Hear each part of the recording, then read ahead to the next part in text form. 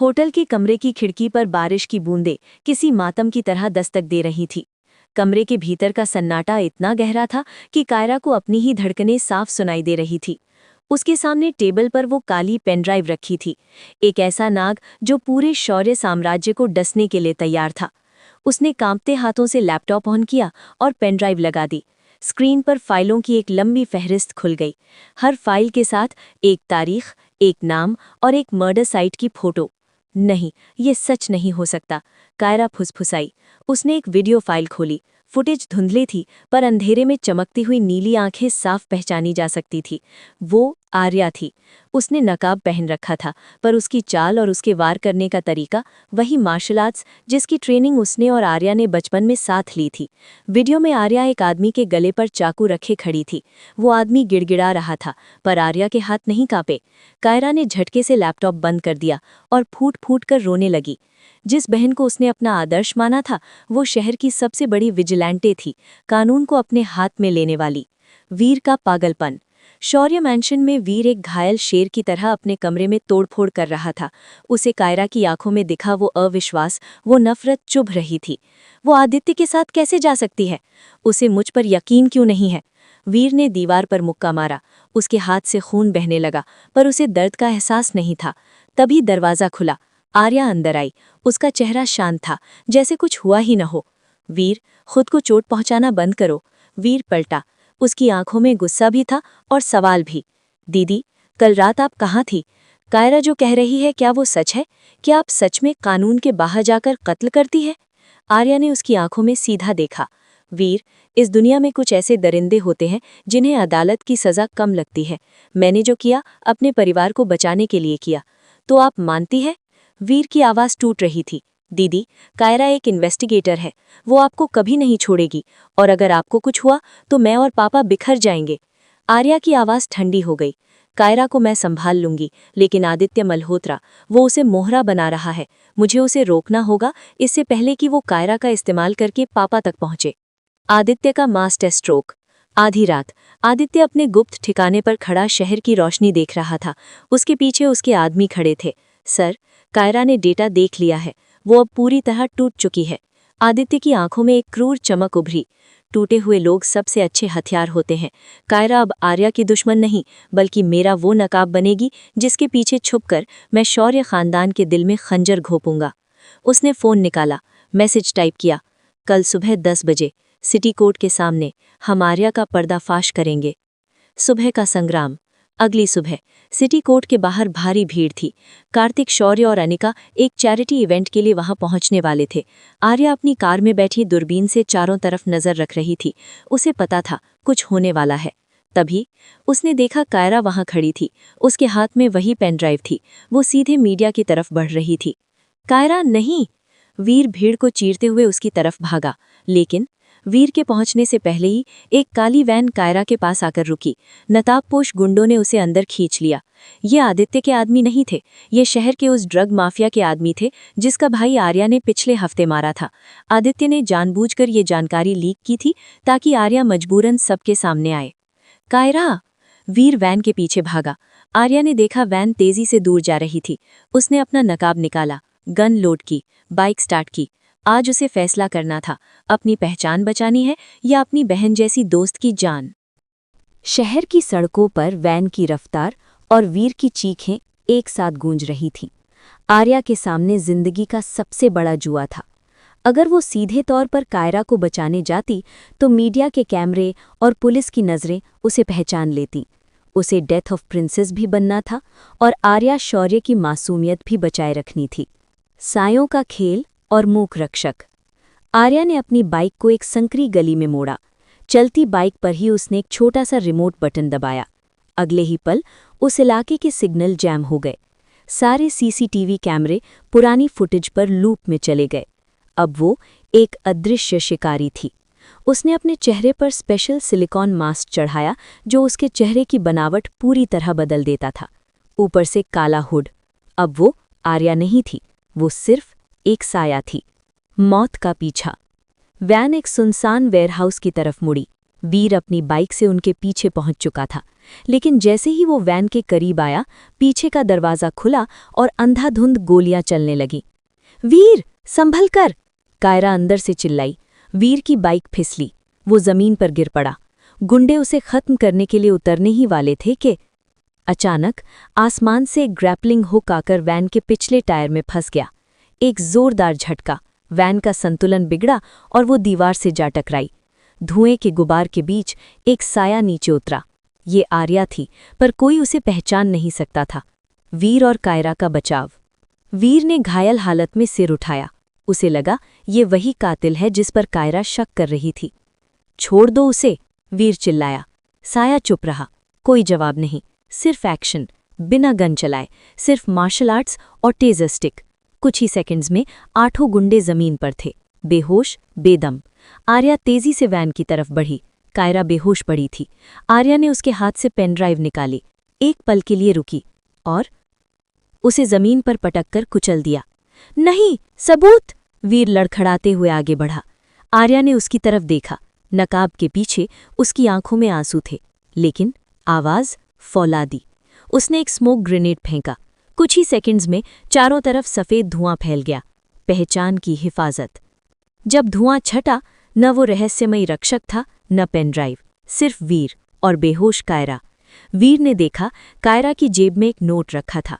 उस पर लिखा था, सच वो नहीं होता जो दिखता है, सच वो होता है जो अपनों को जिंदा रखता है। कुछ ही मिनटों बाद आर्या अपनी साधारण कार में वहां पहुंची। उसके कपड़े बिल्कुल साफ, चेहरे पर घबराहट। वीर, कायरा, तुम लोग ठीक तो हो? वो भागती हुई आई, वीर से लिपट गई। वीर ने अपनी बहन को गौर से देखा। उसे शक था, लेकिन उसके हाथ इतने कोमल थे, चेहरा इतना मासूम कि वो यकीन नहीं कर पा रहा था कि यही लड़की अभी अभी 8 गुंडों को गिराकर चली गई। आदित्य की हार और नया पागलपन। दूर कहीं आदित्य मल्होत्रा ये सब ड्रोन से देख रहा था। जैसे ही उसने पेनड्राइव टूटते देखा, उसने गुस्से में लैपटॉप पटक दिया। उसने अपनी पहचान भी बचा ली और सबूत भी मिटा दिए। उसकी आंखें लाल हो गईं। लेकिन आर्या, तुम वीर को कब तक बचाओगी? वो कुछ सेकंड चुप रहा, फिर ठंडी हंसी हंसा। अब खेल और बड़ा होगा। उसने फैसला कर लिया कि कायरा के पिता विक्रम अगवा होंगे, क्योंकि अगर विक्रम गायब हुआ तो कायरा और शौर्य के बीच आखिरी कड़ी भी टूट जाएगी और फिर कोई भी सुरक्षित नहीं रहेगा। हवेली के शांत वातावरण में अब एक भारी तनाव खुल चुका था।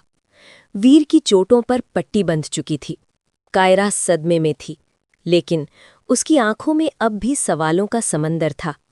आर्या रसोई में सबके लिए कॉफी बना रही थी, पर उसके कान हॉल में हो रही हर फुसफुसाहट पर लगे थे। अध्याय 33, खामोश वफादारी और शिकारी का नया मोहरा। विक्रम हवेली के गार्डन में टहल रहे थे। उनकी नज़रें बार बार आर्या पर जा टिकती। वो जानते थे, वैन के पास जो हुआ वो आर्या के बिना मुमकिन नहीं था, और वो ये भी जानते थे, आदित्य मल्होत्रा अब शांत नहीं बैठेगा। तभी विक्रम के फ़ोन पर एक अनजान नंबर से मैसेज आया। पुराने सच को छुपाने की कीमत तुम्हारे परिवार को चुकानी होगी। अकेले आओ अगर अपनी बेटी और कार्तिक के भविष्य को सलामत देखना चाहते हो। विक्रम का चेहरा पीला पड़ गया। उन्होंने गहरी सांस ली, कार्तिक के कमरे की तरफ देखा और बिना किसी को बताए अपनी गाड़ी की चाबी उठा ली। वो जानते थे ये एक जाल है, लेकिन एक वफादार सिपाही कभी पीछे नहीं हटता। आर्या का छठा सेंस। खिड़की से आर्या ने देखा कि विक्रम की गाड़ी तेजी से हवेली से बाहर निकल रही थी। उसके माथे पर बल पड़ गए। इतनी रात को, और पापा को बताया भी नहीं। उसने तुरंत अपने टैबलेट पर गाड़ी का जीपीएस ट्रैक करना चाहा। स्क्रीन पर एक ही शब्द चमका, ब्लॉक्ड। आर्या समझ गई, जाल बिछ चुका है। उसने व्हील के कमरे में झांका। वीर सो रहा था, या शायद सोने का नाटक कर रहा था। कायरा सोफे पर बैठी थी, वही नोट बार बार पढ़ रही थी। आर्या ने बिना आवाज किए अपने गुप्त कमरे का रास्ता खोल दिया। आदित्य का खौफनाक ठिकाना। विक्रम शहर के पुराने शिपयार्ड पहुंचे। जंग लगे कंटेनरों के बीच आदित्य मल्होत्रा खड़ा था, हाथ में लोहे की रॉड, चेहरे पर विक्षिप्त मुस्कान। विक्रम सिंह, वफादारी का दूसरा नाम। उसकी आवाज में व्यंग्य था। तुम्हारे पास एक मौका है। कार्तिक शौर्य के पुराने गुनाहों की गवाही दो, जो कानून की फाइलों से गायब है। बदले में मैं तुम्हें और कायरा को जिंदा छोड़ दूंगा।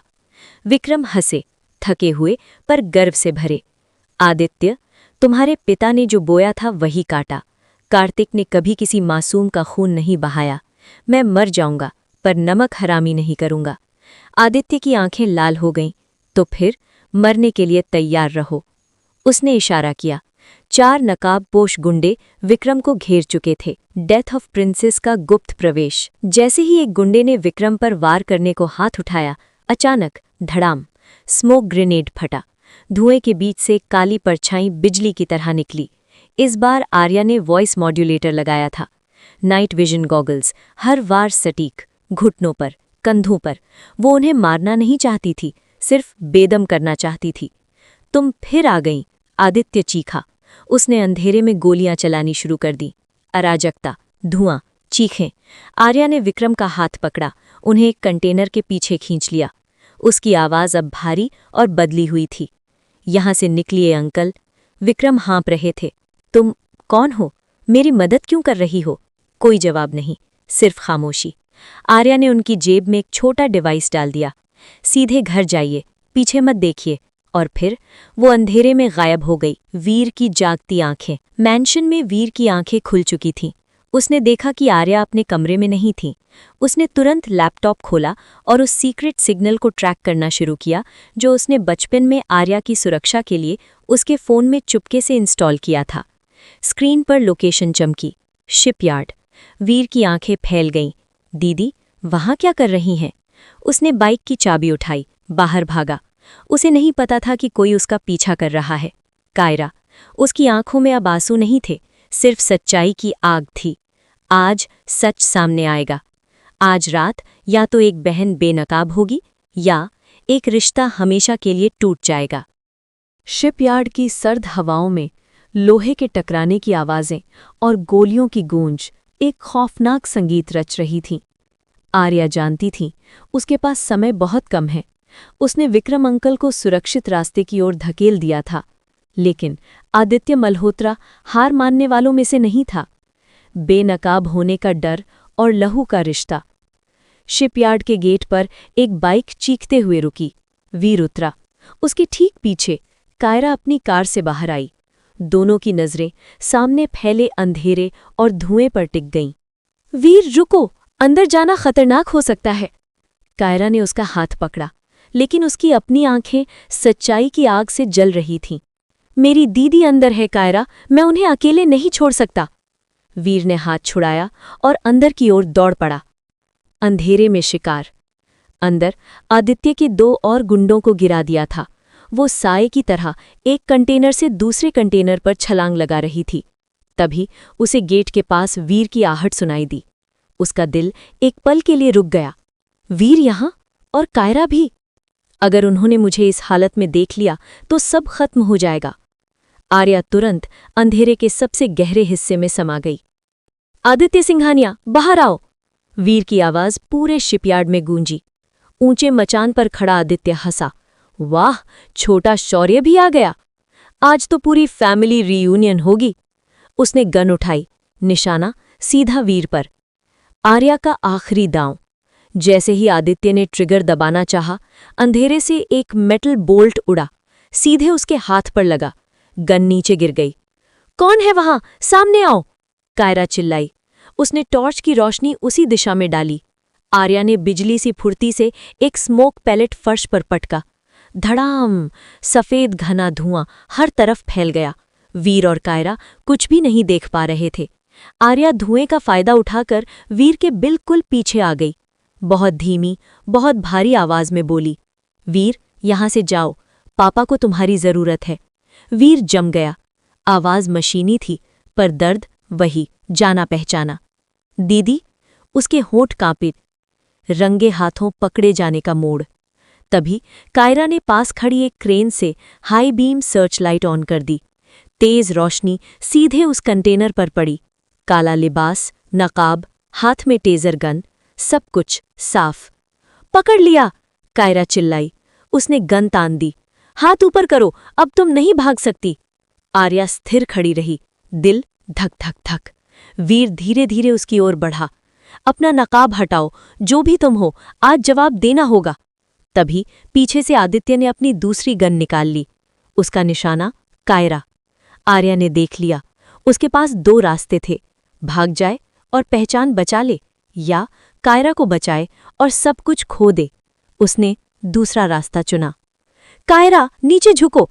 इस बार उसकी असली आवाज गूंजी और वो कायरा की ओर झपटी। धमाका और सन्नाटा। धाएं! गोली चली। कायरा बच गई, पर गोली आर्या के कंधे को छूती हुई निकल गई। दोनों जमीन पर गिरी। आर्या का नकाब ढीला पड़ा, धीरे से एक तरफ गिर गया। सर्च लाइट की रोशनी सीधे उसके चेहरे पर पड़ी। वीर और कायरा पत्थर की तरह जम गए। सामने आर्या शौर्य, कंधे से खून बह रहा था, लेकिन उसकी आंखों में वही शिद्दत, वही आग, डेथ ऑफ प्रिंसेस वाली। दीदी! वीर की आवाज टूट गई। कायरा के हाथ से गन गिर गई। उसकी सांसें भारी थीं। आर्या दीदी, आप ही वो कातिल हैं जिसे मैं ढूंढ रही थी। और शिपयार्ड की सर्द हवा में अब सिर्फ सन्नाटा था, जहां एक राज के खत्म होने से एक नए तूफान का जन्म होता है। विरासत की वापसी और नया गठबंधन। शिपयार्ड की सर्द रात उस पल जैसे जम गई जब आर्या का नकाब जमीन पर गिरा। उसके कंधे से बहता लहू काले लिबास को और गहरा कर रहा था। वीर जड़ हो चुका था। उसकी आंखें विश्वास और सदमे के बीच झूल रही थी। उसकी आदर्श दीदी, उसकी रक्षक, शहर की सबसे बड़ी विजिलांटे थी। दीदी! वीर के गले से टूटी हुई आवाज निकली। वो दौड़ा, घुटनों के बल बैठा और आर्या को अपनी बाहों में थाम लिया। कायरा अब भी गन ताने खड़ी थी, पर उसका हाथ कांप रहा था। उसकी सारी तफ्तीश, सारी फाइलें अब एक चेहरे में सिमट गई थीं। आर्या दीदी, आपने हमसे झूठ बोला, आपने कानून को हाथ में लिया। कायरा की आंखों से आंसू बह निकले। आदित्य का आखिरी दांव। ऊपर मचान से आदित्य की पागल हंसी गूंजी। देखा, शौर्य खानदान की रगों में सिर्फ धोखा और खून बहता है। वीर, तुम्हारी अपनी बहन हत्यारी है। कायरा, ड्यूटी निभाओ, गोली मारो या हथकड़ी लगाओ। उसने फिर से राइफल तानी। आज मैं इस कहानी को हमेशा के लिए दफन कर दूंगा। केएस की विरासत, वीर का रूपांतरण। उसी पल वीर की आंखों में कुछ बदल गया। मासूमियत गायब। उसकी जगह उतर आई वही ठंडी चमक, वही जानलेवा सन्नाटा, जैसे कार्तिक शौर्य की परछाई लौट आई हो। वीर ने आर्या को धीरे से जमीन पर लिटाया। पास पड़ा पुराना बक्सा, जिसे विक्रम ने कभी सुरक्षा के लिए छुपाया था। वीर ने उसे लात मारकर खोला। अंदर 2 सिल्वर पिस्तौल चमक रही थी, वही पिस्तौल जिनसे कभी एक साम्राज्य खड़ा हुआ था। वीर ने दोनों गन उठा ली। आदित्य, तूने मेरी दीदी का खून बहाया है। उसकी आवाज धीमी थी, लेकिन खतरनाक। अब तू केएस के वारिस का तांडव देखेगा। कायरा का फैसला। वीर, रुक जाओ! कायरा चिल्लाई। वीर पलटा। उसकी आंखों में आग थी। अगर ड्यूटी निभानी है तो पहले मुझे मारना होगा, लेकिन अगर इंसाफ चाहिए तो ऊपर देखो, उस शैतान को जिसने तुम्हारे पिता को मारने की कोशिश की, जिसने मेरी दीदी को फंसाया। फैसला तुम्हारा है कायरा। कायरा की आंखों के सामने हर याद घूम गई। आर्या दीदी की मुस्कान, उनका साथ, उनकी हिफाजत। उसने आर्या के घायल कंधे को देखा, एक लंबी सांस ली और अपनी गन नीचे कर दी। फिर उसे आदित्य की ओर तान दिया। कानून बाद में इंसाफ करेगा। उसकी आवाज़ अब दृढ़ थी। पहले हम अपने परिवार को बचाएंगे। मैं तुम्हारे साथ हूँ वीर। शिपयार्ड में मौत का नाच। वीर ने दोनों हाथों से फायरिंग शुरू की। उसकी सटीकता निर्दयी थी। 2 गुंडे गिर पड़े। वो कंटेनरों के बीच साई की तरह दौड़ रहा था। कायरा कवरिंग फायर दे रही थी। उसकी ट्रेनिंग हर मूव में दिख रही थी। जमीन पर पड़ी आर्या दर्द में भी मुस्कुरा दी। उसके दोनों अपने अब साथ खड़े थे। आदित्य! वीर मचान पर चढ़ गया। उसने आदित्य की गर्दन पकड़ ली। मेरे पिता ने तेरे पिता को मौका दिया था। उसने आदित्य को हवा में उठाया, पर मैं नहीं दूंगा, और उसे नीचे फेंक दिया। आदित्य लहूलुहान होकर वहीं गिरा। एक नई शुरुआत। दूर से पुलिस सायरन आने लगी। कायरा झट से झुकी, आर्या का नकाब उठाया, वापस उसके चेहरे पर पहना दिया। दीदी, आपको जाना होगा। मैं पुलिस को संभाल लूंगी। कह दूंगी कि यहाँ गैंग वॉर हुई थी, बस मैं और वीर थे। वीर ने आर्या को सहारा दिया। उसकी आवाज़ शांत थी। जाओ दीदी, सायों में खो जाओ। अब इस विरासत को संभालने के लिए मैं हूं। आर्या ने कायरा की आंखों में देखा, उसका हाथ दबाया, कुछ नहीं कहा और अंधेरे में विलीन हो गई। कुछ ही मिनटों में पुलिस पहुंची। शिपयार्ड में वीर खड़ा था। उसकी बहन नहीं, सिर्फ आदित्य के गुनाहों के सबूत थे। एक राज दफन हो चुका था, लेकिन एक नई विरासत जन्म ले चुकी थी।